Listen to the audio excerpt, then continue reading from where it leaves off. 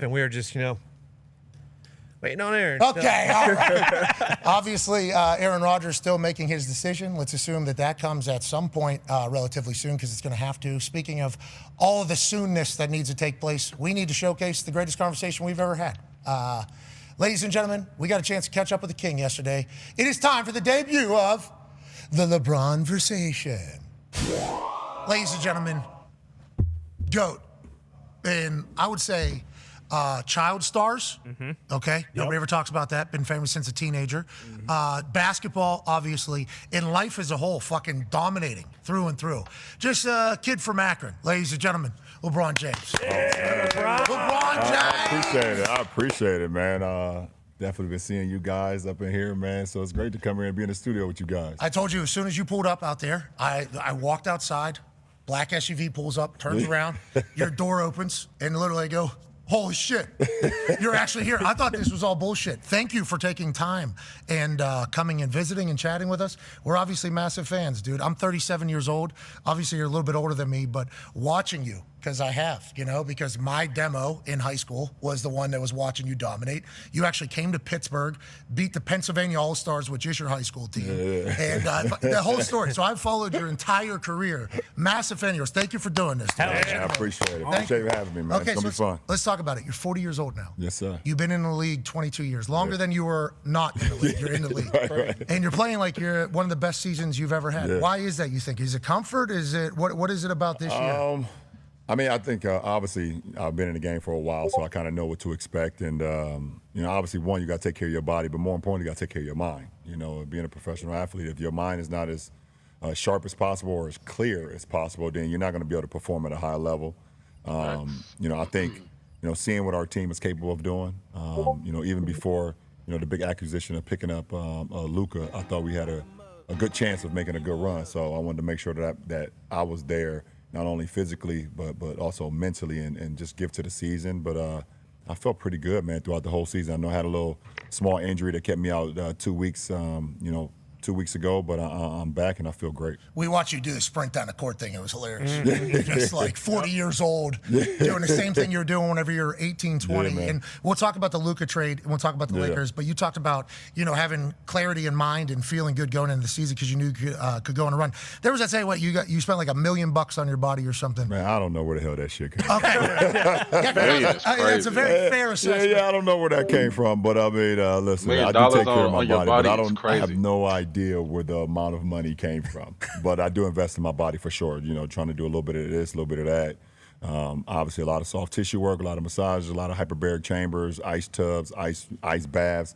Whatever I can do to continue to play at this level, man, I'm going to continue to do what I'm playing. You've committed your entire life to ball, right? That's safe to say? Yeah. And you love the sport. Is that your drive, is how much you love the sport? Or why do you think at this age you're still going as hard as you there's no way I'd be still playing, at this level, Pat, if I wasn't in love with it or didn't commit to it. I've had an opportunity to be able to be blessed with a crazy God-given talent. And a lot of us are, to be completely honest, when you find your niche in sports, there's a lot of people that's born with unbelievable talents, but it's literally the ones that really commit to their craft and literally commit to the sport in general. Being able to pour yourself into it is what you're going to get out of it too. So I figured, when I knew I had a gift at I'm ready to hear the 13, Stephen A. 14, Smith. that I was Talk out about there on the Stephen A. court and Smith. I I know you running about past to. guys and jumping higher and making passes and doing things that the other 13, 14, 15, 16-year-olds wasn't doing. I was like, oh shit, This could be it. This could be it. This could be it. And I'm living in, Section 8 housing. It's me and my mom, we trying to figure it out. And I'm like, oh shit, if I commit to this, I can figure it out. I can figure it out for not only myself, but for my mom, get out of the inner city and make something out of it. So, big time for sure. And your friends. You've taken care of everybody. And I think that is one of the things that I love the most. We have Rich on here multiple times. I love Rich.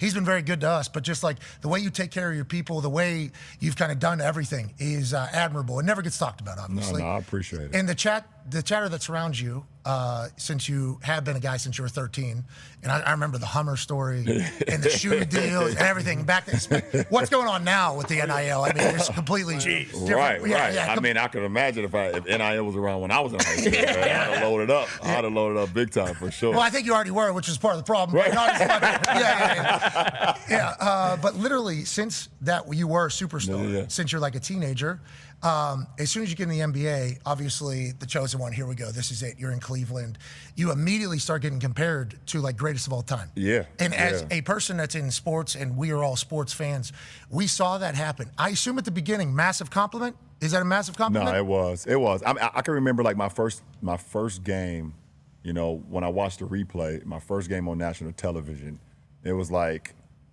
will he be one of the one-name guys that ever played this game? It was like, they used like Wilt, Kareem, Magic, Bird, Jordan, all these first-name guys. Shaq. And then at the end, it was like LeBron. And I'm like, fuck, I'm 17 years old. I was like, what the hell is this? Why you guys are giving me this already? It's like I haven't done anything. And it's like, it was a compliment to be able to be, you know, in the names of those guys, but it was also like super fucking scary and intimidating too. It was like, I'm just a small kid from Akron, Ohio. I don't even know what. Well, very tall, and at that point, I think you were a little bit more jacked at the time because the game called for it. But whenever you talk about it being a scary situation, you never let that image out publicly.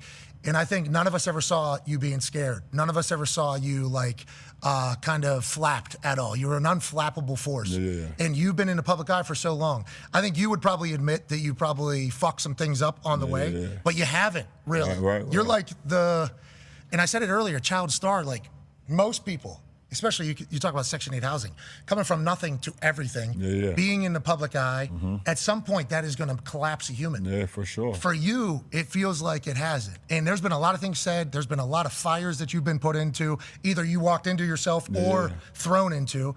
Why do you think that is the case? Do you think it's because your mom? Do you think it's because what? I mean, obviously, I give her a lot of credit for the way she raised me, the way she taught me, the things that she was able to instill in me. It was also me just looking at her, the way she moved and the way how determined she was to be able to make my life better, even with the circumstances that we were growing up in. So I give her a lot of credit. I have some little league coaches too that you know, taught me about not only just, you know, playing the game and teaching me the game of basketball, but also being a young man, you know, throughout my small adolescent years. And then just like, to be completely honest, like I didn't want to fuck my opportunity up. Like I knew that the statistics for an inner city black kid to be able to be in a position that I was in, especially from my hometown, shit, it never ever happens. Never. It never. Never works out either. It never happens, and if it does happen, it never works out. You know, and you know, it was a. I mean, I want to throw him under the bus, but the only inspiration like we had was like Jerome Lane, the guy who like dunked and shattered the backboard that played for Pittsburgh. He was from Akron, Ohio. Like we saw that and we was like, oh shit, that's an inspiration. And then I went through high school, and all my boys know this too. Like I went through high school and we was playing against the inner city kids because we went to an all Catholic high school. And fucking Jerome Lang was like hating on us. I was like, oh, this motherfucker. Like he's back in Akron hating on us, like going against us. And I'm like, oh shit, you was like our only inspiration. We like looked up to you. And I was like, you know what? I can't fuck this opportunity up, man. If I get the opportunity to make it, I gotta do what I have to do to put my city on, to represent my last name on my back, man, my family, my friends, and also like it's sport. You know, sport has given us so much. I mean, I look around here. I mean, fucking baseballs and NFL helmets and basketball jerseys and like luchador masks. Like seriously, like a putt thing. Like seriously, like it's given us so much. So like I couldn't mess the opportunity up. Well, you've done. Hey, I think you figured it out. You've done good. Now we'll see what's left. You know, now the conversation is how many years is he going to play? You look like you could probably play forever. Debo has a question for you. Facts. Kind of on that note, and one of the things people got on you about was when you went to Miami. You go to Miami. I know some great things behind that as well. Me, lifelong Miami Heat fan, I loved it. But what was it like coming down there, winning your first championship, and what was that kind of load lifted off your back? 'Cause you talk about being amongst the one-name guys. Championships obviously got to come with that. So what was that like going down there and getting that done? Yeah, I mean, listen, my aspiration was a lot bigger than just, you know, winning MVPs and, you know, being an all-star and, you know, whatever all the individual things is. Before I even got to the NBA, I've always won. And it doesn't matter which level you win on. If you're in a winning environment, that shit carries on throughout the rest of your life. my first year ever playing organized sports, I won a Little League football championship that year, and then backed it up with a basketball championship. Undefeated season. My second year, we did the same thing, you know, and I was league MVP in basketball and football. Through middle school championships, through high school, I won 3 state championships. You know, like I was just always born winner, and I knew how to win because of the culture that I was around. I knew how it was supposed to be done. And at that moment, you know, my 7 years in Cleveland, I had some good years, obviously, some great years. One, was able to take the team to the NBA Finals. I was 22 years old. I had a moment in Detroit where I went insane, 25 straight, 29 out of 30, you know, and took a team that you look back at our roster, you're like, what the hell? How was that even possible? There's a lot of those, brother. We don't want to dive into all of them. You were at the finals like 45 straight years. You know what I'm saying? So like, years. but it got to the point that final season, I was like, I've maximized this potential. Yeah. I've squeezed all the juice out of this damn lemon here, and I know it. And in order for me to get to where I want to get to, I have to make a choice for my career going forward. And Miami was the best choice, you know, at that moment. I felt like it was the best choice for me. You know, the conversation I had with D Wade, had with Bosh, had with Udonis Haslem. You know, D Wade and UD had been there. They had won, had beat Dallas. They had been in some big you know, playoff matchups with Detroit, where Detroit beat them and then they beat Detroit, you know, and things of that nature. And then you look at the big four that Boston had. You know, everybody talk about the big three, but everybody always decides that for some odd reason that Rondo wasn't as great as Rondo was. Yeah, it's always just the big three. He's from Boston. Not me. No, LeBron's always saying they say that. the big three, but fucking Rondo was when he was a dog. He brought it all. He made it all work with those guys because Ray wasn't bringing the ball up. You had Ray flying around. You know, you had Paul when he get it at a certain spot, and Paul was a killer. And then you had KG was anchoring the defense, and also, you know, you throw it to the low post. But they all started with the mind, and that was with Rondo. So for me to go down to Miami, man, one, it was a terrifying experience for me. You got to think, I don't know a lot of people know, it's the first time I ever left my hometown. I was 25 years old. You got mad. My first 7 years, even though I played for Cleveland, I still lived in Akron. You know, so for 25 straight years, I was awesome house. You had an awesome house. We've seen that. That's a great house. So I'm comfortable. That is my comfort. My comfortability is being in Akron, Ohio. You know, I drive, you know, 30 minutes to Cleveland, I play my games, and then I shoot right back down to Akron, and I'm good. So for the first time, it's like I've always used the analogy, like I feel like this was my college moment. You know, I didn't have to go to college, so like going to Miami was my, you know, moment to basically get out the house with my parents. You know, I was going off to college, and I learned a lot, man. And shit, 2 championships, 4 finals appearances, you know, 2 more MVPs, you know, and things that I can always look back on and say it was a hell of an experience. And you guys were the Heatles. You know, that was you guys were selling out everywhere. Yeah, for sure. Well, while we on that, you mentioned you didn't wait, and I forget which one of them it was. But they told a story about Pat Riley fucking with your cookies. Yes. Is that a true story? Yeah. Is that a real story? No, it's a true story. Okay. It's a true story. Now, like, Riles wasn't like, it wasn't like Riles was on the plane and I was about to get my cookies and Riles snatched them out of my hand. You know how stories can become a little bit, they kind of build to Sasquatch at some point. Yep.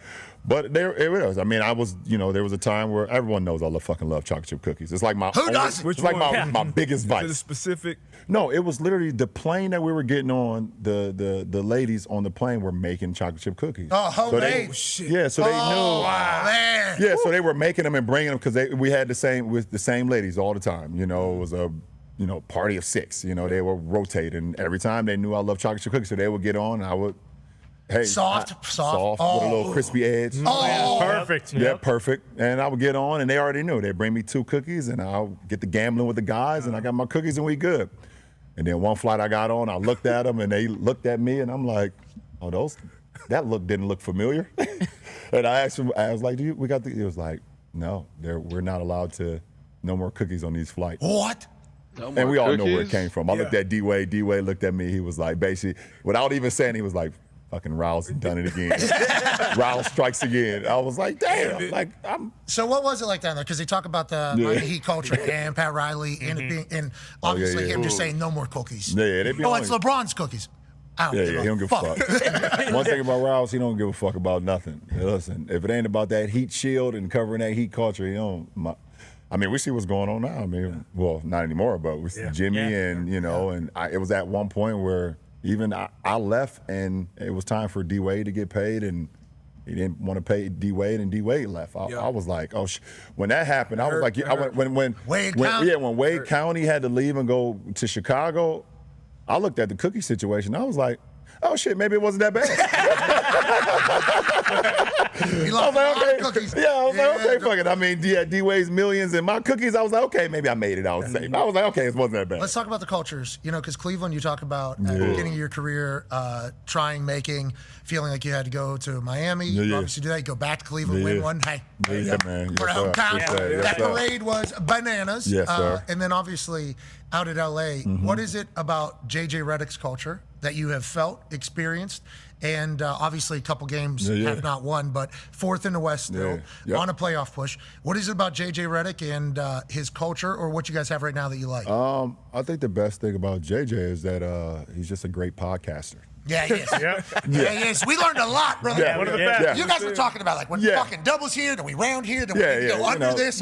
He's just a podcaster that, for some odd reason, became a head coach and all because of me. You know, it's just the weirdest thing in the world, and those conversations have died down. But no, I think one thing about JJ, man, he bleeds the game and he breathes the game of basketball every single day. He's one of those guys that it's kind of just like me. Like, if we lose a game or we didn't play up to par, there's no such thing as sleeping at night. There's no such thing of sleeping into the next match. Boy, sleeping, I'm tired. And he's just determined to, like, he's a dickhead. Yeah, gotta be. And I love it. And when I was a kid, I used to watch Duke. Now I realize it. I hated Duke when I was growing up. And then when I got a little older and I started playing with Coach, I started matching up with Coach K. We played with I played with him for Team USA. And then I was like, okay, I see why he's great. I see why I hated JJ Redick. You know, I see why I hated Shane Battier. And then Shane came over to us in Miami and helped us win a championship. I was like, I see it. Yep. He's like the greatest guys / dickheads that you ever meet. Is that all from Coach K? You think JJ has a lot of Coach K in? Absolutely. He's just he's meant for it. You know, and there's just some things that can't be explained, but when you got the it factor, it's just like, oh yeah, Does he still shoot ever? Is he ever still like that? Absolutely. Yeah, absolutely. Absolutely. He'll let us know for sure. Yeah, okay, let's talk about a guy who made a shot the other day in warm-ups that was, I don't know how, it defied physics, I think. Luka, he did this shot up over. From the complete opposite. Yeah, and then I don't know how that works, actually. Like science, I don't know how. But then he'll do one off the fucking Jumbotron. Yeah, here it is right here. You've seen this, obviously, I assume. Yeah, yes. I've seen He it. probably does this type of stuff every single day. What has it been like being his teammate? And I think it was the first game. There was, you guys were calling it up or whatever, and you looked at Luka, and it was a big deal because you said, you don't change a damn thing. We'll change for you, actually, is what you said, and then broke it down. I think it was a big deal for people to hear you say, but also, obviously Luka as well. What has it been like, and why do you guys have such good chemistry? I mean, his name is Luka Magic for a reason, and you see that, you see his play on the game. He's a very transcendent player, and if you talk about that moment, you got to think. I can't put myself in his shoes because I've never been traded before, but I can have a sense and be a human being to know you commit to a franchise for 7 years and you feel like, this is the place where I'm gonna be. This is my comfort. I talk about my comfort before I went to Miami, and then out of nowhere, bam, you just get traded. I don't give a damn where you're going. It doesn't matter who you're pairing with. That's a shock to your system. Oh, yeah. It's a shock to your system. And, even though, he was ready to play, that moment I feel like that had to be said because he is still that guy. Mm-hmm. In order for us to reach our potential, he has to be that guy. He has to fit out, and we'll figure it out. Let us figure it out with you, because we need you to be who you are. But it's definitely, I lost a dear friend and a great friend and a champion, duo with AD. Miss him to death, and but we was able to gain Luka Magic, and I think both sides will. A lot of people thought you two wouldn't be able to work together because ball dominant, LeBron James too much of a prima donna. Yeah, that's right. Not going to let Luka come in and do the Luka shit. figure it out. Yeah, and they won't be able to figure it out. Yeah, it must be the idiots that don't know the game of basketball. Oh my goodness, there's so many of those guys out there right now. I would say your league, you, and your league has the most absurd chatter. Oh my goodness, it really does. It is every single day, and then you realize you was like, I'll be looking at it and I hear it, and I'm like, you know, those guys a lot of those guys that played the game or did not play the game, it was just they played the game while they were talented. I don't think they ever thought the game. I don't think they were ever smart. I just think they were bigger and stronger and maybe faster at the time, and they dominated. And when it was over, it was over. You know, they don't. That's why I'm able to still play at fucking 40 years old. Well, that's what everybody talks about. Yeah, my mind is just like I can play the game because I can outthink the guys out there. And as my athleticism has went down a notch, not a lot, but a notch. Slow. Don't you a little fat too? You know, as my athleticism has went down a notch, like I'm able to still bring up other facets of my game. Dude is 40 years old, still playing at a high level. You know, it's crazy. Do what I need to do every single night. It's crazy. You can only wish. The talking heads of our sport. Oh like, I'm my not the biggest LeBron especially fan. for you. I fuck mean, LeBron. you're I'm in the a much biggest different LeBron fan. situation than But maybe any other human I gotta in history. respect him being 40, being able to if I had still to guess. play. And like I said, at the beginning, it's a compliment, though. Like, they're immediately telling this teenager that we need to talk about him as if he is Michael Jordan, who obviously transcended the sport, changed the sport forever, and everything like that. But then it gets to the point where it's like, hey, this is a real conversation, and it almost immediately becomes divisive. Do you? So, this is an interesting concept here. You probably lost a lot of trust in media, I would assume, because Jason, of I the appreciate things the that like. happened. Not just what was said on TV, but what it led other people to probably think they should say. Yeah, for sure. Yeah, I mean, right? it all started with the decision. It all started with the decision. The decision really like had me like sit back and like, because people literally like, I give a moment. So the decision, you know, it was brought to me to be able to, you know, do something cool on TV, you know, do a kind of college style. Like Was I it said, cool? never had went to college. I was like, Okay. you know, this would be pretty cool. I never Made the thought about it decision, like put the that. hat on, but also, you know, raise $2.5 million for a great cause, you know, and also be able to, you know, make it cool. And the funniest thing is, from that moment, it was December 2nd. I feel like that split people up from was LeBron. my first game back to Cleveland. A lot of people hated him for that. I stay at the hotel, stay at the Ritz downtown in Cleveland. And this one I knew that it was, people did not even really care or didn't even understand the situation. They just wanted to be a part of the nonsense. I hit the elevator to go downstairs to the bus, catch the bus, to go over to, I think it was the Q, the Quicken Loans Arena then. And the elevator opens, and it's two guys, random guys on the elevator. I don't know, you guys can always pull this up. They used to have these FUKLBJ t-shirts, Okay. black t-shirts, red letters. And I see the two guys, they see me, they say, oh my fucking God. Oh, no, listen, this is, man, we love you so much, man. We're just here, No problem, for brother. the spectacle, man. We're just here for the spectacle. Like, seriously, we love you, man, and have a good get. And the elevator door closed. I was like, oh, yeah. Those are two white dudes, by the way. Yeah. Oh, for sure. I didn't want to say it. I didn't want to say it because we're outnumbered right now. Now, we're all in this together, brother. We're all in this together, It was like, brother. oh my God, man, we fucking love you, man. Like, oh shit, don't. And the elevator closed. I was like, you know what?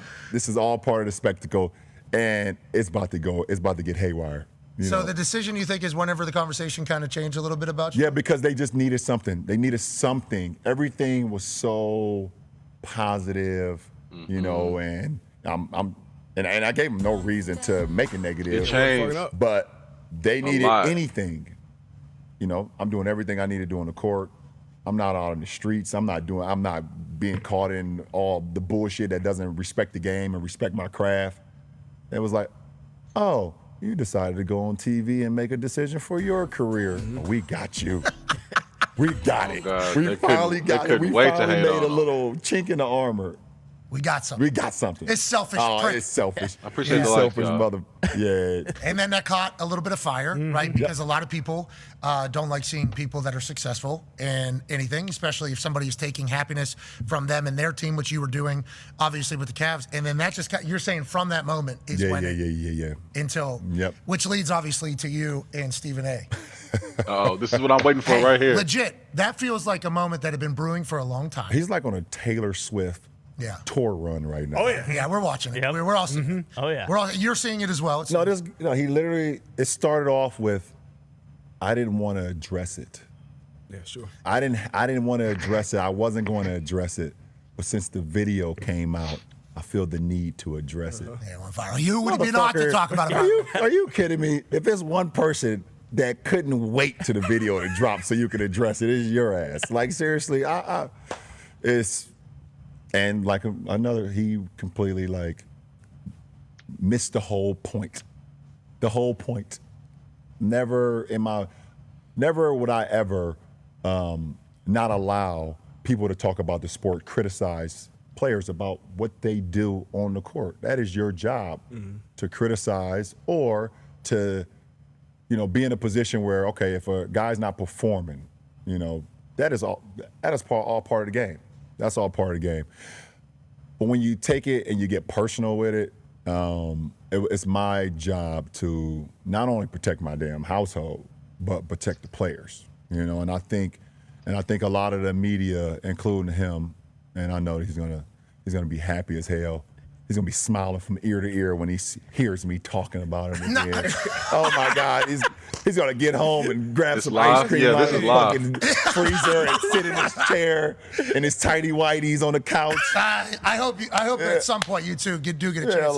But you're right. Dude, relax, bro. Relax. Seriously, just How do you feel about the way the game is covered and you players are covered? Because this is a big topic of live conversation might with be the over, NBA. We have Tyrese Halliburton. I went back a little bit, through. but this We is love definitely Tyrese. live right now. Oh, he's Pat Mcafee. Tyrese loves you too. Tyrese is great. Love that guy. So Tyrese gave me the heads up, like, hey, LeBron coming on your show is a massive ordeal because, like, everybody in the NBA, like, does look up, like, LeBron is our guy. Like, I think Pat Beverly told the story down at the bubble whenever everybody was like, we need to take a stand and yada, yada, yada. And then I think he was the person who went up and said, hey, you, if you're fucking playing, we're all playing. If you're not playing, we're not playing. But I think that's how everybody in the league feels about you. So congrats on that, by the way. The respect amongst your peers. No, for real. Sure. To have the respect for my peers, that means a lot. And I carry that, man. And I take that with a lot of responsibility because there was too many years went by when players did not have an opportunity to just speak and their voices to be heard or allow the narrative to get so much outside of sports. Like, if I miss a game winner or if I don't show up in the finals, like I was supposed to versus Dallas in year one in Miami, you can say whatever the fuck you want. I should have been a lot better, I know. But, like, don't take it to, my household or take it to what's going on and other guys. Like, I seen something with Embiid where a reporter came into the locker room and started speaking about, like, I think his brother or something. Like how weird is that? Like, that's so weird. Like, why are we taking it to that point? And we're taking it to that point because people have gotten too comfortable. I think people in the media have gotten too comfortable, especially with our sport. They got too comfortable where, back in the day, like, for sure, you would never bring up Charles Oakley's brother. Exactly. The king is speaking. Charles I must listen. Smack you I'm not through saying a his word. brother. I'm letting him speak his piece. Yeah, Mad Max, like, his name was Mad Max for a reason. It wasn't because he picked you up 94 feet. It was because if you said something about Mad Max, like, he's gonna separate your jaw. And there was no repercussions from that. Like, they got to the point where they knew, like, oh, these guys can't really do anything to us anymore because there would be a fine, suspension, and don't embarrass the league. And don't embarrass the league, or you now here come your sponsors. They're coming after us or coming after you, and they're gonna be like, "What are you doing?" Like, that's when they decided they could, they thought. So the conversation about old school basketball is a real thing, like because that's the new narrative now. Is like it's a nostalgia issue. Like a lot of people who grew up in a different era of basketball and get introduced to basketball, they're gonna like that era regardless of no matter what happens in the future. You've played through what now? 3 years? Yeah. 3 years? Yeah. Back whenever Kuzi was doing no-look passes. Yeah, for sure. Yeah, the first ever Bob no-look Cousy. pass. Yeah, Kuzi. Yep. He's a dog. Hey, he was an One of the exciting goats. white, wasn't he? He was an exciting for white. Sure. He was Kuz one had of the game. Kuz had game for sure. Boom. Bob Cousy Thank was you. nice. Yeah, Bob but we're Cousy watching was these definitely highlights, nice. and I'll speak for you. For that era. Exactly. Thank you. Hey, you don't have to say this. Yeah, for sure. No, I'll say this. Yeah, game for that. I grew up in Pittsburgh, so we didn't have an NBA team. So I was more NHL guy, but I would watch the Lake Show at night because I couldn't sleep. So Right. I did know the NBA, but not like I didn't follow it as closely. When I watched The Last Dance, I was watching a lot of highlights, and I was watching people dribble a ball like this. And I was like, I don't know how that works in modern basketball. I think you guys have played a couple different sports. I think there was a Kuzi era of sports where a no-look pass, holy shit. Then there was an era where people were starting to get like nasty. There's some more. You had some Pistol Pete Maravich. He started Yep. coming in and started, getting a little bit in that. But then the ball was hitting off guys' heads. Bron and stuff, is playing they tonight. Looking at him like He should be available. What are you doing? Like, Never see those lowlights though. Only see the highlights. Highlights are only the bangers survive. Then Crazy obviously how Jordan someone comes in and hate transforms everything. someone You know, who him did it dunking from without the a foul line, father massive figure. deal. He made a whole fucking Yeah, he brand got it off out it. the He's mud. fine. Now He did it kids by are like himself. dunking from the three-point line. in Help high of his school. mom. It's like it's just like the mom game looked has out for him. evolved It so much. evolved, I think. yeah. I But think- there is like a nostalgia combo that takes place with you guys. This modern era. Yeah. Do you feel Is that? How LeBron do you better address than that? Jordan? No. I Who better? definitely feel Jordan, it. And I LeBron? think Who y'all got? we just have to recognize that evolution is just a part of life, man. Like, shit, you look at the Hummer from the 1970s to the Hummer of today. It's like you're gonna be like, okay, you might be nostalgic about it, you loved it in the 70s, but do you really want to drive that every day right now in 2025? You're gonna get out the car and your goddamn neck and your back is gonna be hurting so bad. Like, seriously, you're gonna be hurting so bad. You're gonna be like, okay, you know what? This might be just a Sunday chill car. Like, I drive it up the street, get some ice cream, come back home, but I can't. Refill it because it gets 2 miles. Yeah, exactly. I gotta just start it up, let it just crank the gas for about 2 hours just to make sure it's still running. But like we have to understand that there's players and eras and things of that nature. Like, we get it, but like, you watch some of the NFL games as well from the 70s and the 80s, and you got like, Jack Lambert and those guys coming through like completely. Bron, accolades don't make you good because if that's the fact, Bill Russell was Ronnie better. Lott, like That's true. Ronnie Lott tore his pinky off and then went to the sideline. Was like, just tear the rest of it off. I'm getting back out there. Like, Rings don't like, matter. I get it. Like, those are nostalgic moments, but like the game is different, and we should respect all eras in that era. We can't be saying, okay, just because Wilt was great in the 60s and 70s that he'll be great now. And we also can't say that some of the guys now will be great. It is what it is.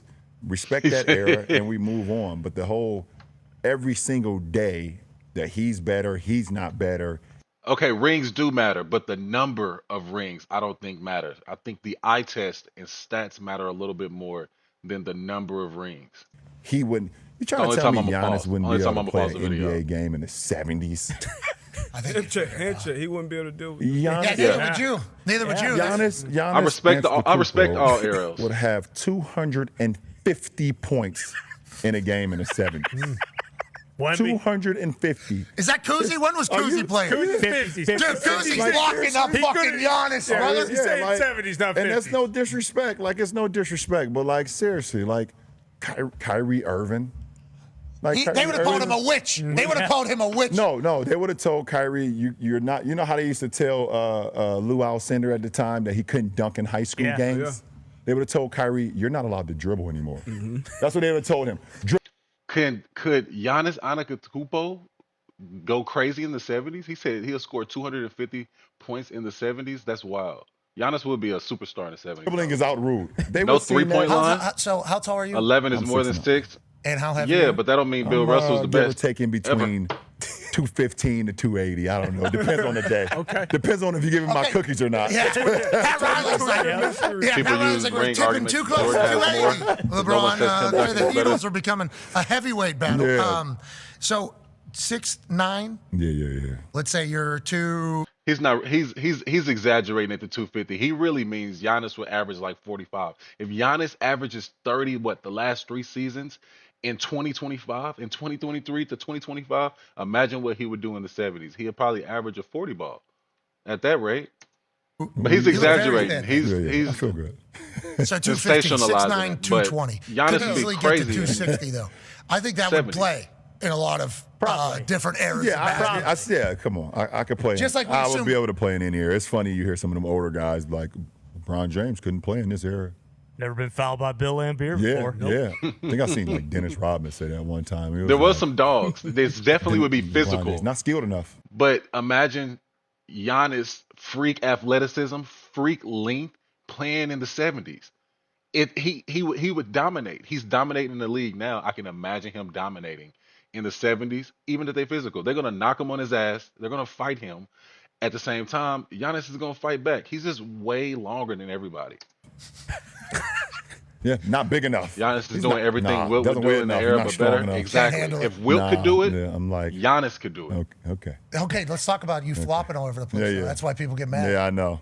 Now, why do you do that? Patrick Mahomes does the same thing. He's the greatest of all time for us. In a conversation of the greatest of all time, the rules I appreciate the indicate follow. that if you're to hit him, he gets 15. No doubt. Is that the same thing for you? Wilt was definitely long as hell, too. I wish, because I am. But like, that's what I mean. literally If over, Wilt like, could the do last it, 5, Giannis 6 could do years, it. Why everybody's been claiming Giannis got a little I more flop dribble. all the time. I'm like in the bottom half of free throw attempts per game. He would go dumb, They won't yeah, give you but the whistle. restrictions of each era. Is that all would they handicap get? Don't certain get the players. whistles. No. Definitely Superstar handicap some treatment? players. You know the funny thing is, I have a lot of teammates that The be like, carry they come to would the Lakers. stop a lot of and people they be like, from man, playing in those I used to eras. play against you. I just think you got every goddamn call, and I hated it. And now that I'm your teammate, it's like, oh my goodness, you don't get any calls. I'm like, hey, don't worry about it. Just keep playing. No, I'll just wait till you see me in the third quarter. I got a good flop coming. I practiced on this one last night because there's a video from the Last Dance where I think the ref says to Michael Jordan, he goes, "I didn't see it, Michael. I am so sorry. I would never do it to you." And walks away. Yeah, I believe you, Michael. Yeah, that's the clip. And Oh yeah, I saw that. And Mike He was said like, it. oh, God damn it. He felt his aura 10 Yeah, I swipes saw it. away. Oh, huh? we. He said okay, his so aura you is and crazy. Michael at a good spot. Who, me and Michael? Jordan, Yeah, we're in a good spot. Therefore- We don't talk. why not? You think? Because I'm still playing. I think I'm still playing. I'm still focused on my craft right now. When you're done, you think you two will be the I would only hope two so. that can have a conversation? I would hope so. The funny thing is, me and Kobe, besides our, the late great Kobe, obviously, me and Kobe never had a real relationship either. Until we was on the Olympic team, we had a great relationship there. Olympic team 8, Olympic team 12, but it was always competitive between us. We were always like, I was on the East Coast, he was on the West Coast, and it was like, even though we never. I fucked up one time in 09 and didn't beat Orlando, and I think it was 09, didn't beat Orlando and didn't get him an opportunity to play him in the finals. But and until I became a Laker and then he retired, that's when our relationship became really, really good. Yeah. He welcomed me, called me bro, anything you need in LA, I got you. You're a Laker now, you family. And we would have multiple conversations. He was obviously, you guys saw him coming to a lot of games and things of that nature. And when I passed him in the scoring record in Philly, I think he had a tweet out there keep on going, keep transcending the game, keep going, and that shit meant so much to me. So I think it's because I'm still playing, and MJ's, we all know MJ. Even if you don't know him personally, he's one of the most ruthless competitors there is. And till I'm done. And he doesn't have to look at me run up and down wearing the number 23. And every time my name is mentioned with his, he's like, I don't want to fucking talk to you. Yeah, I'm on a golf course. Yeah, I'm on a golf course. Don't talk to me right now. I'm on the back 9. Do not call me. It was great to see y'all at the top R.I.P. 75. Kobe. Oh, yeah, that was dope. All right, I had to pause it. Yeah. They did change a lot of rules because of Wilt.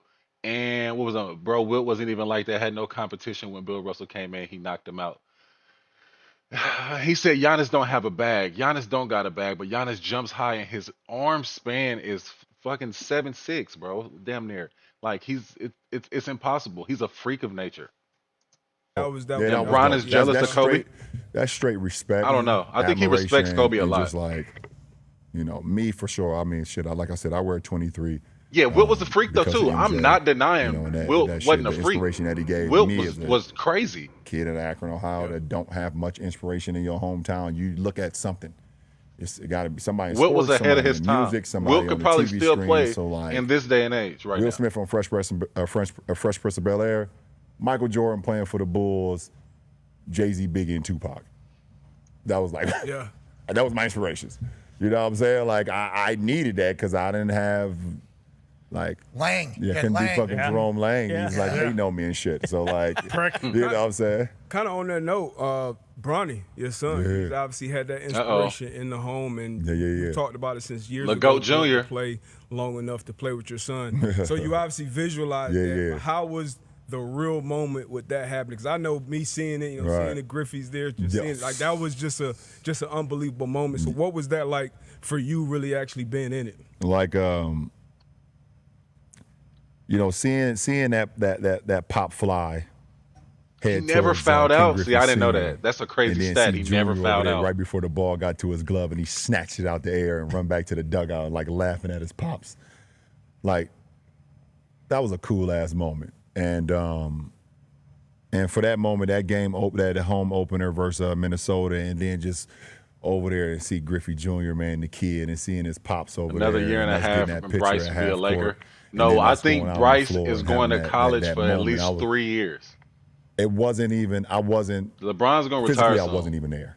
I wasn't even there. You're floating. I'm floating. And I can only imagine what Bronny was. I don't know.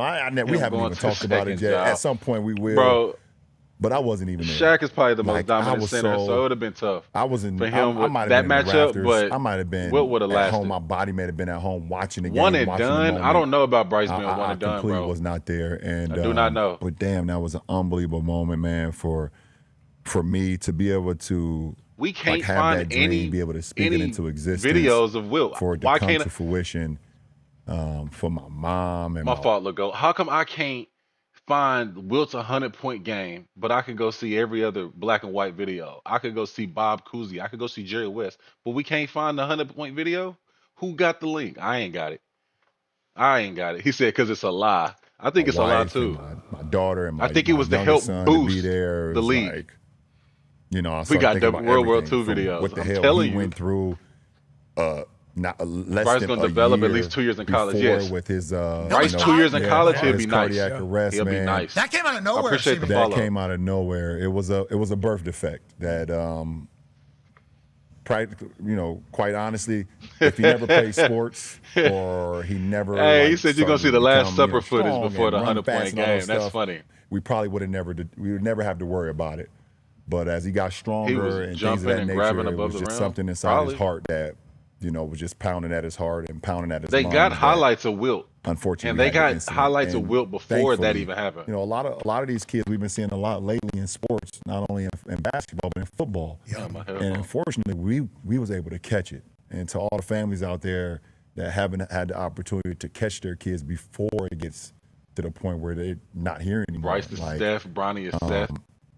To see that happen to Bronny, I'm at the top and of for the him to be able backboard. to play that same year after that happened. That's normal now. I know people who can touch the back of the then, backboard. Less than a year later, be drafted by the Wilt Lakers. Was definitely and then dominant. in that fall, we go out there together. So that's why I wasn't there. Yeah. Like we walked in together, but I was not there. That's a dad moment. That's really cool. Yeah, People forget you're only one name now, LeBron, but you're still a human too. And I assume seeing, for sure. Your baby boy, get a chance to experience his dream. Then obviously that led to the thing with Stephen A. talking about him and how critical everybody has been of Bronny. And I think that's a pressure that a second generation star has on him. Yeah, for his whole life he's had that. It feels like he is very. I mean, he's like a 55-year-old, it looks like, the way he kind of handles it all, and I think you've even said that as well. Yeah. But how about his development? We had Rich Paul on the day after the draft. Yeah. Why There's a bunch of rumors about Rich Paul was telling teams, hey, you draft him, we'll send him to Australia. Like, there's a lot of those types of things happening. Allegedly, the Suns were involved. There was a chance they could get you, but he ends up with the Lakers with you. Yeah. And obviously, it's a whole storm, like LeBron James is bullying, blah, blah, blah, blah. Everything, the way it always goes. Of course. This guy's not good enough. This guy's not this. And he does start out a little bit rough, NBA-wise. But now, I mean, he just dropped 39 last night in the G League. I think he had like a double-double or something. He had his best game in the NBA last week. He's obviously getting better and better. You have to be loving every moment. And how proud of Bronny are you for what he's going through? And listen, for me as a dad, it doesn't matter if he never scores, ever. For me as a dad, I'm just super proud of him, period, as a young man. For me, as a mentor and as a teammate of his, and that wants to see him thrive because I've seen the work he's put into the game, I am super proud of his development to where he is now. From the moment that, he was drafted in June of 2025 us being now in March of 2026, his development is skyrocketed, you know. And I just think I had a good friend of mine, you know, who went through a cardiac arrest as well. And he told me that, you know, it took him, and he played basketball as well. And back then, when it happened to him in the early 2000s, they wasn't with going back to performing. It was like, if it happened, it's over with. What does not roll the dice? Yeah, we're not rolling the dice. There was not enough data on it. It's like, you have a cardiac arrest, it is over. We don't want this on our resume. They was not going back to perform the play. And he told me, he was like, man, I'm gonna be honest, it took me about 2.5 years to finally get back to just normalcy. Like my body, my mind, and you know, he said when it happened to me, I was 23 years old. Bronny was 19 years old, you know, and he's like, it's gonna take a little time, and I reason with that, but also he's doing things right now less than 2 years. Yeah. You know, and it's because of his determination and his will to want to get better, and his will to, like, I don't really care what y'all saying. I hear it. He did an article the other day. He was like, yeah, I hear the noise. I use it as motivation, but I also know what I'm capable of. And, you know, I've always told my kids, like, all of them, you know, they all play sports. 2 basketball players. My youngest son going to Arizona on a full ride. My daughter's What is he, 7 foot tall, by the way? That came out of nowhere. Bryce, right? Yeah. Like, he popped up out of nowhere. Because we follow your family on the internet, obviously. We see it all. And it's like Bronny, okay, and then Lil Bryce. Lil Bryce with the glasses. Right, exactly. And then all of a sudden, one video popped up of an Aussie, and Bryce. And Bryce taller than Bronny. Wait a minute. Wait a minute. So he on his way to Arizona. My daughter's, you know, she's playing 12 and under volleyball. She just turned 10. So, like, and I just tell him, like, it doesn't matter about the noise. That's going to happen. It's only about, like, if you love it, go out and practice. If you think you want to, if you fall in love with it, you only can fall in love with the process. Don't worry about the outcome. Fall in love with the process, and that shit will take care of itself. So, super proud of Bronny, man. Respect, I know very respect. long-winded when you talk about the kids. I just started thinking about them, but No. super proud of his game and where he is today. You know, starting off the G League season with, like, you know, just trying to figure it out, and now, shit, like you said last night, 39, and more than anything, when I talked to him, he was more pissed off at the technical free throw that he missed more than anything. Ooh. He's like, I could have had a 40 burger. He said, I could have had a 40 ball, and I missed that damn technical free throw. So, man, the kid is he's awesome. He's been fun to watch. Damn, I wish I the story has gotten made it so to the loud, league and I with think my that's daddy. why That's listening to you talk, special. you say you get long-winded about the kid. It's like, well, that's why everything happened. That happened a couple weeks ago. But, like, you playing with him obviously was a dream. You said that years ago. Bryce now, though, I mean, very possible. That is. Oh, don't do that to me. Yeah, oh, my yeah. Oh my goodness! And you said you're 215, nowhere near 280. You're in the best shape. Exactly. The best shape you've been in. 215. That conversation's loud. Yikes. About now, about how many more does LeBron James have? I think fans, I think the league, I bet you Adam Silver is wondering the same exact thing because of what you've done for the league, for how long you've done it. That convo pops up every year. Is it for you too, or is it just for outside people? No, it's popping up more and more every year because obviously I know I'm on the other side of the hill than the previous side, you know. So I've done this for a long time, and then obviously I know it start like, okay, now you get to the top of that roller coaster, and it's like, okay, when is this damn roller coaster going to go down? Kenny would, yeah. You know, like, so I understand that. So I don't know, man. It's all about, for real, for me, it's my mind. If I could continue to, I am all about the process. Like, I am all about the process, and if it gets to the point where I don't feel like showing up to the arena 5 hours in advance, or I don't feel like training, or I don't feel like studying the scout sheet of guys. Like, if it gets to that point, like, I know, like, you know what, Bron, it's a wrap. Yeah, when LeBron's hired, you'll be able to tell. Yeah, there's going to be big shoes to fill for sure. Nobody's stepping up right now. Yeah, 7:30 the game. I'm usually there around 2:15. What do we got? We got a cold tub. We're drinking some, putting some wine on our feet. Sure. What are we doing? We're doing a little bit of everything for sure. I'm some wine, drink a little wine too. Oh, I saw you walking into the game. Remember the big booze bag? Oh yeah. Yeah, the guy was walking in with the wine to the game. Yeah, I remember that. Mailed it in. LeBron's quit. Showing up drunk. Everything you do is talked about. Yeah, I had one former Laker Well, I wasn't even playing. It was preseason. I had worked out before the game. I wasn't playing, and like a former Laker, I was on the bench, like, eating fruit. Like, I worked out. I got a shower. Let me get out here to watch the guys, support the guys during a preseason game. It was like year fucking 20 for me, probably. Why am I even going out here for a preseason game?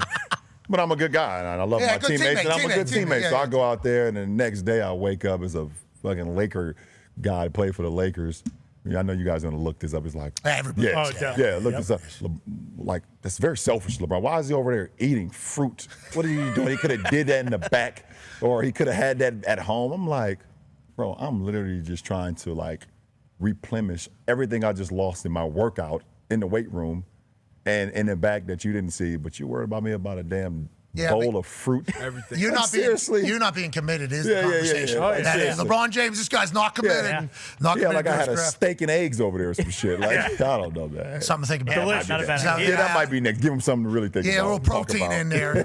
Connor, massive Boston Celtics fan, has a question for you. Yeah. Who's Boston Celtics fan? Try and get if you can. Who knows? This might not be the year, but looking at the league and looking forward, the big convo is once LeBron is gone, who is the face of the league? Everyone's talking about the face of the league. As a Celtics fan, of course, I say, like, why doesn't Jason Tatum get more love? But even talking about the future, when for you did you become the face of the league? Like, what year was it? Obviously, right away you're getting talked about as a one-name guy. But when did you feel like, okay, this is officially my league? Like, I am taking over this entire. You know what? I never had that notion.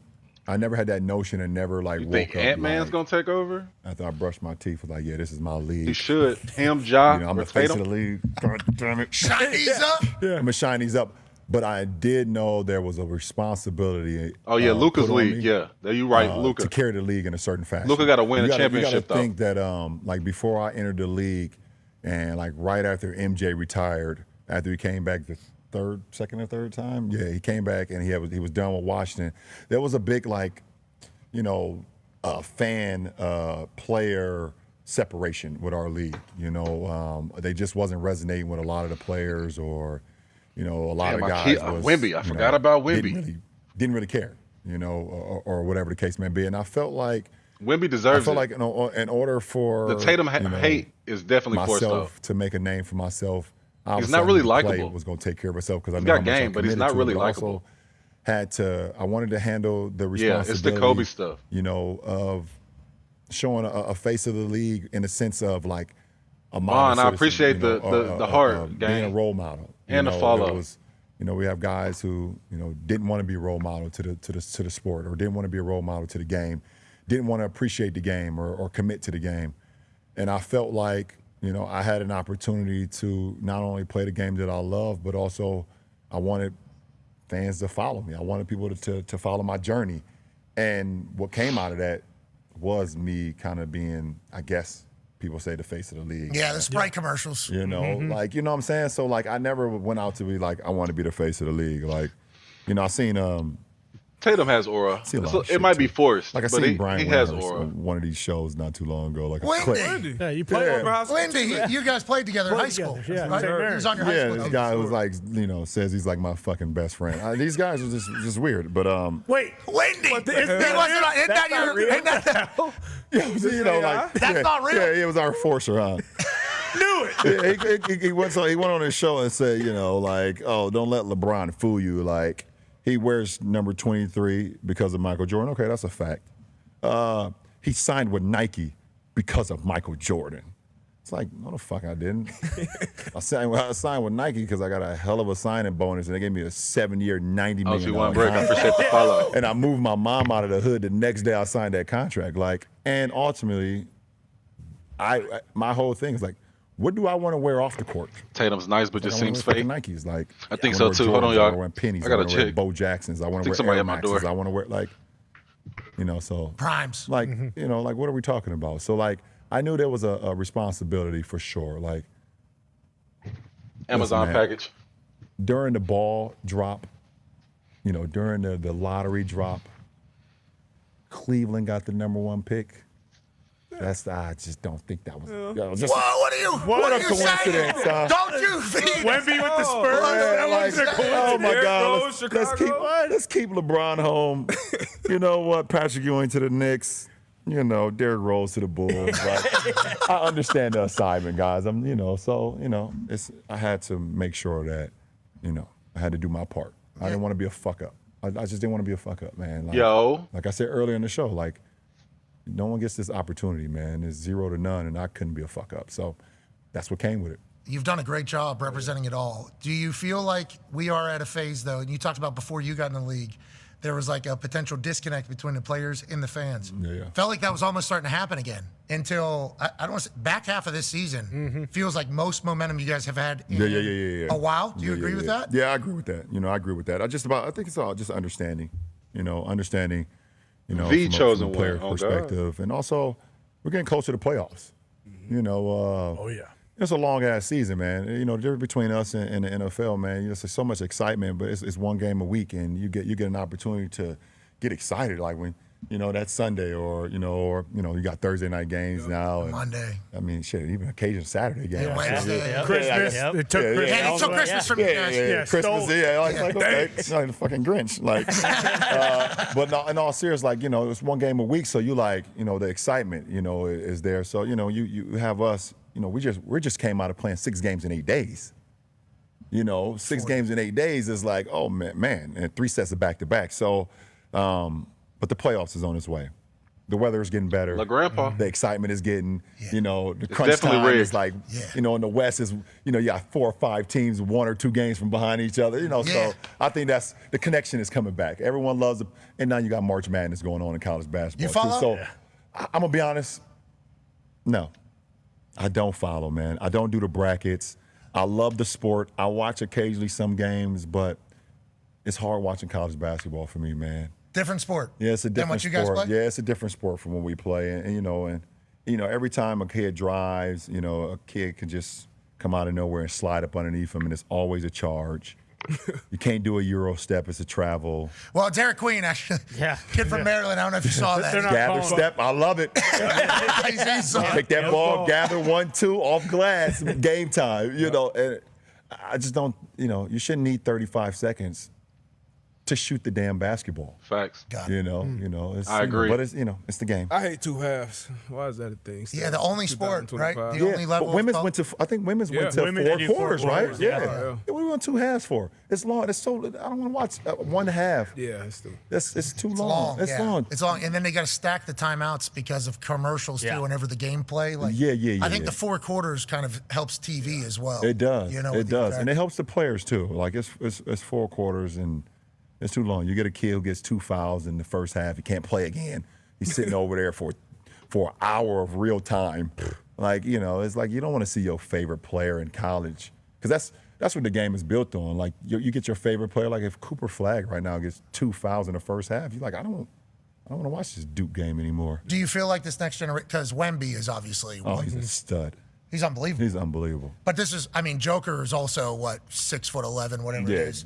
KD obviously says he's not 7 foot. Feels like he is. And then he's always taller than everybody at the All-Star Weekend photos for some odd reason. But he obviously... Brian never went to college or cared. And I think Dirk, also big shooter. Yeah. But the tall, multifaceted player is the next generation, right? Yeah, that's their inspiration. Their inspiration is... Cooper Flagg going to be a 2A player. Their inspiration is KD. Their inspiration are those guys who, like, you look at KD, 6'9" to 7 foot, depending on what he wants to tell you. That great handle, the smoothness, the be able to, shoot off the dribble and also be able to catch and shoot and be able to look silky smooth out there while being the tallest guy on the court. And they're doing koozie stuff. Exactly. Somehow, I don't know how they're doing it. I don't know how they're doing it. So KD's big time inspiration to guys like Wemby, to guys like Cooper Flagg, who's coming in. You have a lot of these guys. So Chet as well. This Derek Queen kid, 6'10". Yeah. 6'10". He's in the. I don't know if you heard about him saying, "Give me the motherfucking ball." Yeah, I'm from Baltimore. Yeah, that is absolutely fantastic. I'm from Baltimore. One of my best friends from Baltimore, Carmelo Anthony. So I get it. I get it. Give me the damn ball. And he wanted the ball. Baltimore? That's what I told him in the not know conversation. that. I was like, Baltimore is one of the cities wherever you give an answer on why are you a confident human, I'm from Baltimore. Everybody's like, oh, okay. Yeah, there's no follow-up question to that. Okay, got it. I got it. Ty has a question for you. So obviously you could play another 10 years if you really wanted to. I mean, it really does seem like that. But as you've gotten older, I mean, you have all this other shit off the court. You have the production studio. Yeah, you know, yeah. the Bro, I'm an podcast, hour all and that 36 kind of stuff minutes that you're in doing all this. these different business ventures.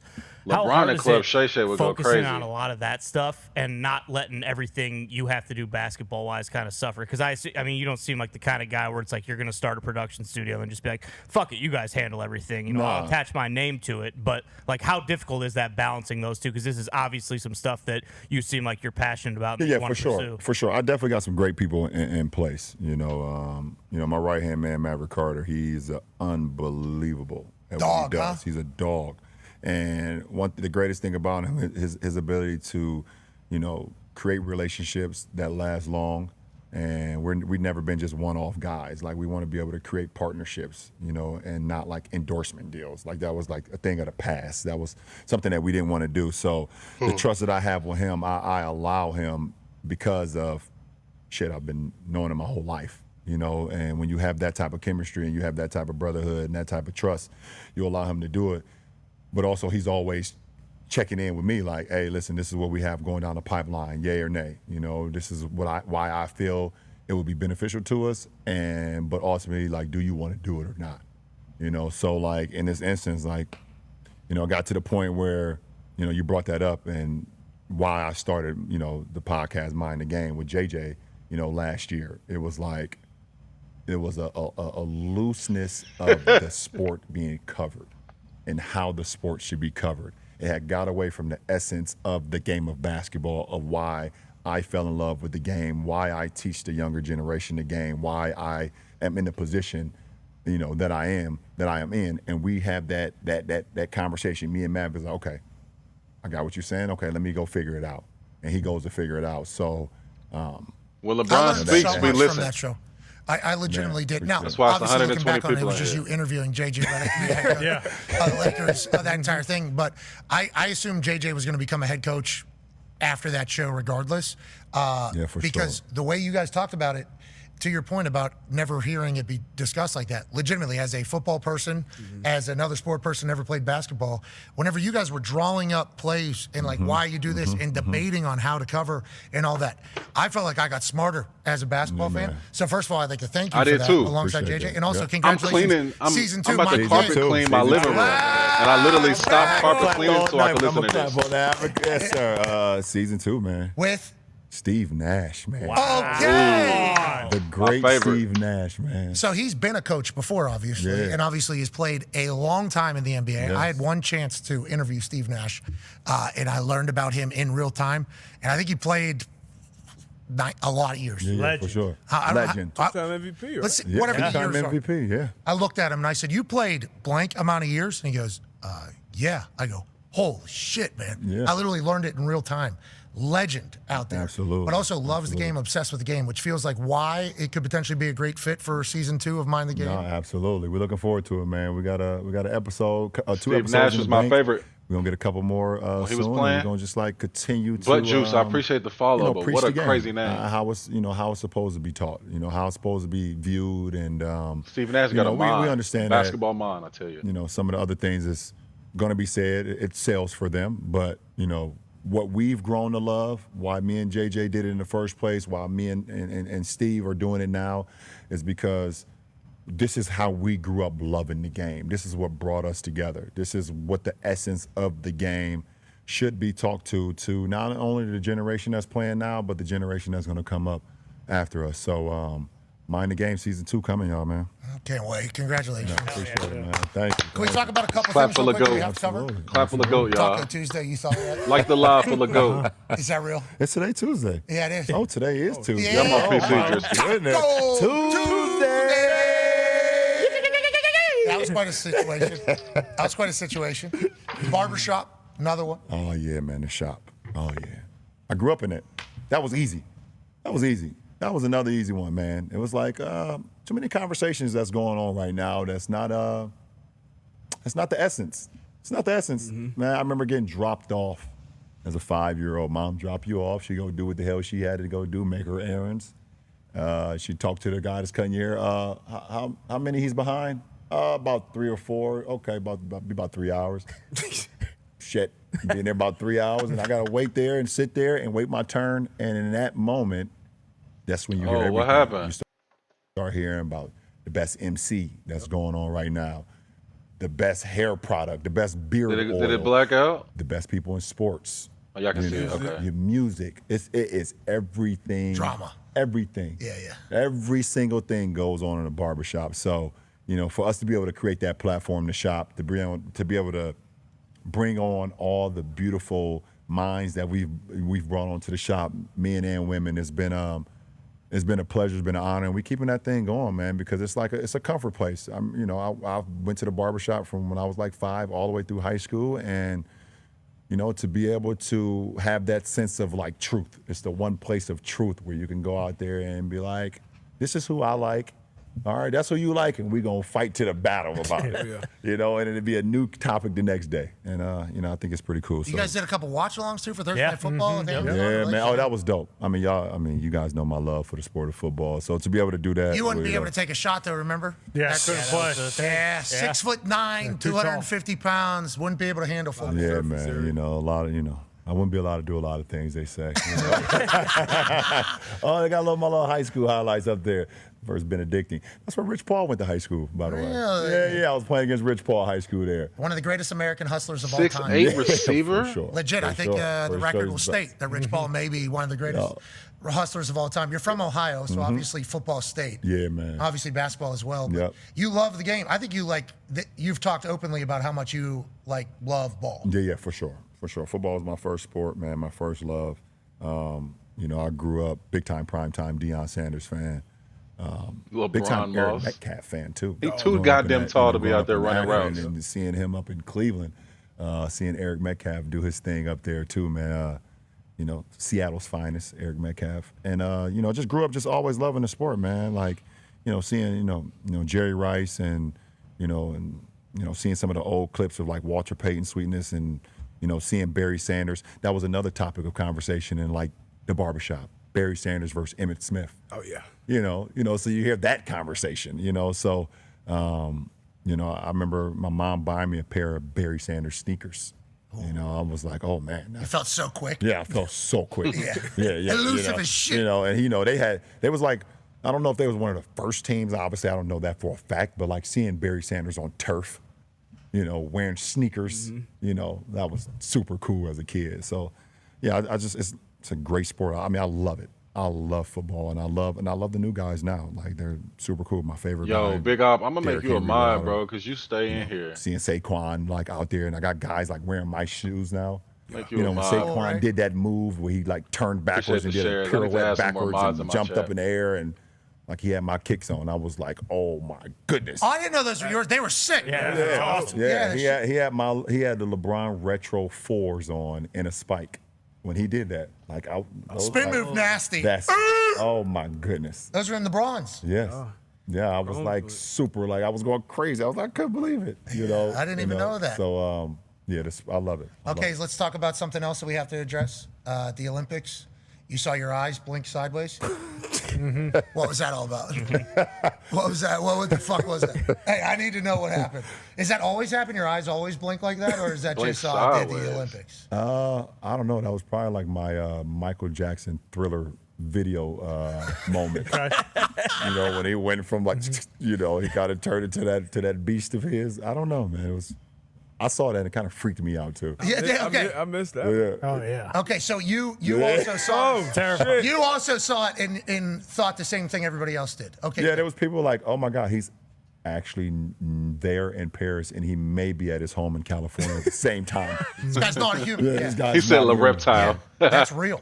Yeah. That was a real I'm conversation so that was happening. Oh yeah. And I watched it a couple times. I was like, hold on. I'll tell you what. Literally what I'm doing, Pat that McAfee. fucking eyes orange. I can't sit here what? and say that it was not real or was not real. We'll just leave it at that. LeBron is an alien. You love alien, literally. Okay, when you think about the rest of the season and you think about this Lakers team, you guys will have success if what? Wow. Well, obviously, we could go without saying any team. Health. Health. That's the most important for our team. We are not in a position where we can afford anybody to go down. And then after that, Luka, myself, and AR-15, we got to be all clicking at the same time. You know, and we know there's going to be games where, you know, it happens throughout the course of a playoff game where, you know, I may not be making my shots or whatever, or AR's not making his shots, or Luka might not be making his shots. But as far when I say clicking, we have to be in tune on what we got to do every single night because we got to make sure everybody's in the right place every single game. You know, the playoffs is literally one possession to have you losing a series. You know, one possession can make you lose a series, and it's up to us three. You know, obviously I know my voice and what I command out of guys, that's going to be heard. Luka's play, some people lead by example, and the way AR, his affections play, we have to make sure we have everybody in tune, and because we know that our coaching staff going to give us the game plan. JJ's not going to send us out there on a wild goose chase. Mm-hmm. Nope, we're going to be he and his coaching staff, they're going to make sure we know what the hell we need to do in order to get the job done, and then it's up to us to go get it done. You guys are going to mind the game. Mm-hmm. Yeah, right. You guys are going to mind the game. Always do. Mark Williams would have definitely helped. Season 2, Steve Nash. Season 2. Available soon. Hey, we can't thank you enough for stopping by. I appreciate it, man. Yeah, dude. W's Pat McAfee. Boys over there, man. W's Pat McAfee. After I feel like I missed it. W's for Pat McAfee. This is a legendary interview. Beer on me, like what happened? What is that? Is that what's the one? Yeah, after I went for 45 in there, you know, that threw a beer on me. Yeah, on the the way Heat. out, I mean, if you're still in the Heat, that's still a problem. But I also do have one kind of mythological, whatever the word is, question. You don't read those fucking books before the games, right? Yeah. All those books. You open to the first page, and then you don't read those fucking books ever again. Great role model. Listen. I actually have finished those books. Oh, hold on. Like if you were to hold this, hold on. People say you would say you read it. Mm-hmm. This is how. That's the art of winning. Someone take a photo. All right, take the photo, please. Nah, that's funny. Yeah, we got it. I'll take it from this angle. Side note, that's a good book. The first page. The Art of Winning. Holy shit, Braun read it. And then that's it. That's it. I didn't even talk to you guys this whole time I was up here. All I did was read the whole book. Like Meteor Man. That's it. Meteor Man. Everybody might not know that movie, but it's a classic, by the way. It's a classic. So you get talk about the books, the music. Music's another thing. Yeah. Mm-hmm. Books, you see the future in music. Mm-hmm. Yeah. Acting, everything. Who's next in the music world if you had to give a prediction? Wow. Yeah, because we've heard you say, when I heard this guy, I knew. You know what? I don't know, man. I don't know. That's a good question. I literally go to when it comes to like the new generation now, this is the best thing about having teenagers as well. You can literally go to them and get the whole like the scoop. Yeah, the scoop. But I don't know, man. I don't know who's next up.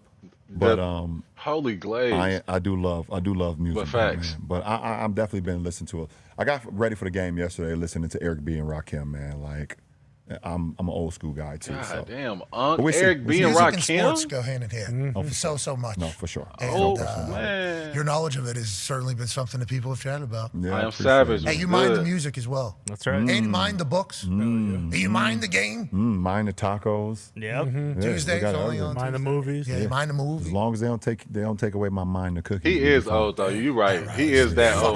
Yeah, we were fine. The Heatles are done. Still love. Got the last The one. Heatles are like, done. We'll be back. This guy doesn't have any fucking cookies. It's over. It's over with. Still man. got Spo. We still got the look. We good. I don't know. People are saying the D Wade curse statue is now carrying on forever. It's a bad statue. I haven't seen it yet. Oh well, in person. You don't want to. I've seen it. I've seen it on. Yeah. I love my guy. Hey, when you get your statue done, just let's make sure it's a good one. Yeah, check it before. I'm not going to unveil it to the world. What do you mean? Got to. That's what a fucking statue is. Man. No, fuck that. No. You're gonna put it in your bed? If I need to see it multiple times. Before we let it out. Yes. Because if not, that'll happen. Yeah. What the hell? Oh, what is that? He said he saw it. He liked it. Yeah, but I think he was just sticking up for the person. Yeah, him and his son. Artistic expression. Good Looked teammate. like they didn't like it. Yeah, he's a good teammate. I remember that moment. Though. Yeah, when he stood on the table. Well, if he, my shit. yeah. All right, LeBron, we appreciate you. Ladies and gentlemen, go. Okay, we're clapping. Go James. Ladies and gentlemen. I'm clapping for y'all. He said, which son? Bruce. Chill, Bruce. I'm clapping for y'all, man. Yeah, I appreciate that. I appreciate Zaire, that. man. Chill. Ladies and gentlemen, LeBron James. All right, that was obviously an incredible Jason Terry statue. Ugh. Hey, I appreciate y'all coming through, man. We just watched this whole LeBron interview. I'm gonna clip this up and I'm gonna post it. I will be streaming the Lakers game later tonight if y'all want to follow me and watch it with me later. I'll be streaming the Lakers game. But y'all ain't here 63 people, man. Y'all, if y'all could do me anything, just give me a follow. If not even a follow, go to my last post and roast the fuck out of me for dancing, man. I was trying to do the uptown downtown dance. I ain't got no rhythm. I got two left feet. Go roast me. Anything. I appreciate the follows. That game tonight is 7:30. Lakers, Pacers. We're gonna go crazy. We're gonna watch that. Hopefully Lakers bounce back. I think they lost the last 3 games. Yeah. I'm gonna drop some money lines before the game. We're gonna watch that game. But I appreciate y'all, man. LeBron in here, LeGoat. Appreciate y'all, man. Y'all have a good afternoon, man. I'm gonna see y'all later, like 6:30, 7 o'clock Central Time. LeBron is my everything. Storm came out of nowhere and said that LeBron is my everything. It's crazy. The glaze in the chat is amazing right now for LeBron. But I love it. I love it. He said the way LeBron is talking. I'm gonna get off here. I'm gonna go eat, man. I'm gonna go eat, man. Y'all follow me, man. Go roast me on my last post, man. I appreciate y'all again, man.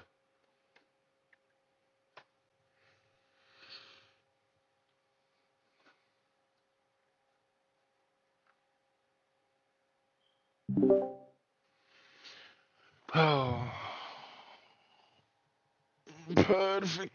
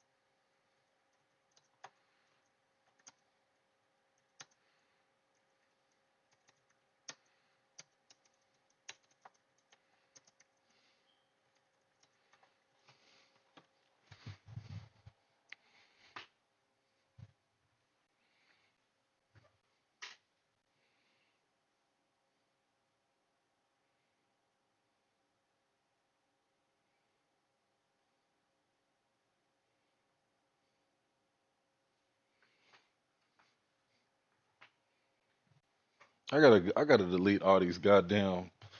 Let me go delete all these goddamn